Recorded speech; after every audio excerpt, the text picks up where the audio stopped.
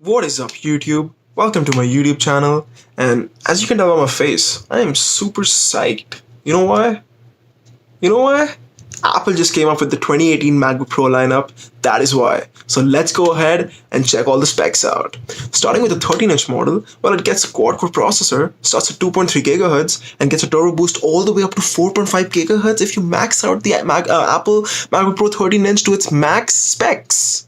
Not only this, the RAM across all the models starts at 8 gigs and is upgradable all the way up to 16 gigs. The storage doesn't disappoint either. Starts at 256 gigs all flash storage and goes all the way up to 2 terabytes. Now that is insane. That is some pro performance on the 13-inch model. I am very happy. Moving on to the 15-inch model now. So the 15-inch model is where it gets a lot more spicier and a lot more beefier.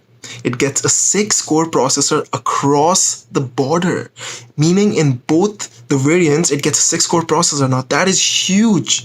The processing starts at 2.6 GHz and the turbo boost is all the way up to 4.5 GHz, which is huge. The RAM doesn't disappoint either. It starts at 16 gigs across the platform and is upgradable all the way up to 32 gigs, which has long been awaited. Moving on to the storage. The storage starts at 256 gigs and you can upgrade it all the way up to 4 terabytes. Now that is what we were looking for, Apple. Thank you. You know what? That is commendable and I'm really happy Apple did that.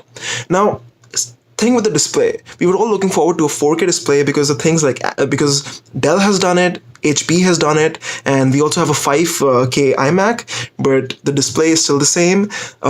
One thing Apple has introduced is True Tone to both the 13-inch and the 15-inch models. So what's going to happen is that the display is going to adjust the white balance depending on the lighting in your room. So that is insane.